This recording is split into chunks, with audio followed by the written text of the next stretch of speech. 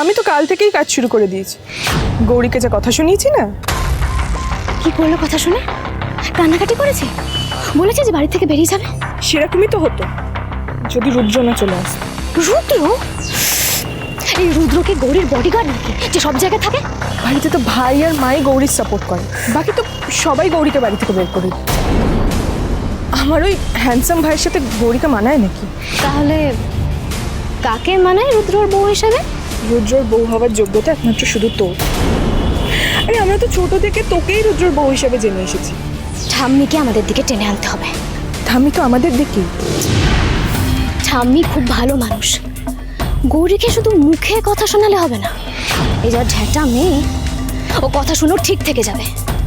তাই শুধু মুখের কথায় নয়, ঠাম্মিকে দিয়ে আমাদের কিছু করাতে হবে।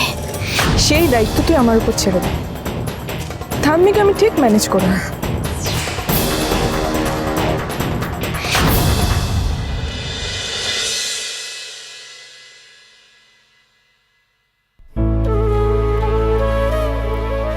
কি হলো, কোনো সমস্যা? না স্যার, কিছু না। কিছু তো একটা বটেই, সেটা আমি খুব ভালো করে বুঝতে পারছি। কি বলবেন বলুন। স্যার, আমি যে নার্সিং হোমে চাকরি পেয়েছিলাম সেটাই কি আমি যোগ দিতে পারি?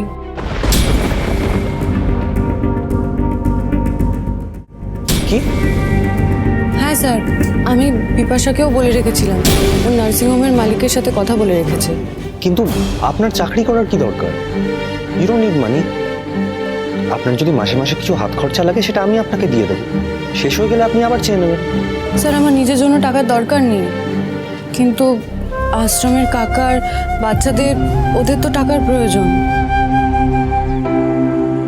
আচ্ছা ঠিক আছে, সেটা না হয় আমি দেখে নিচ্ছি।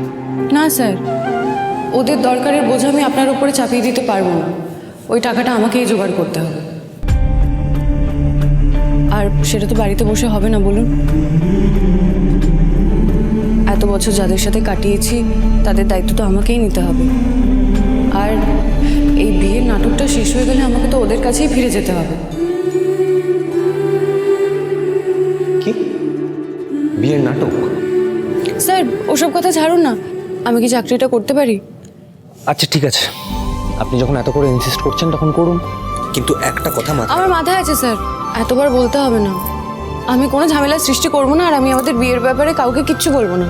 আপনি কি আমায় কিছু বলতে দেবেন নাকি নিজেই বলে যাবেন? Sorry sir. দেখুন, আপনি এখন মিসেস গৌরী রায়চৌধুরী, এই রায়চৌধুরী বাড়ির বউ। তাই এমনভাবে কাজটা করবেন যাতে এই বাড়ির বউ হিসেবে সেটা জাস্টিফাইড হয়, কেউ যেন কথা না শোনাতে পারে। তাই হবে স্যার, আমি এই বাড়ির মান সম্মান নষ্ট হতে দেব না। গুড, ঠিক আছে, এবার আমি বেরোতে হবে। আপনি যদি চান আপনাকে নার্সিংহোমে আমি ড্রপ করে দিতে পারি। চলুন।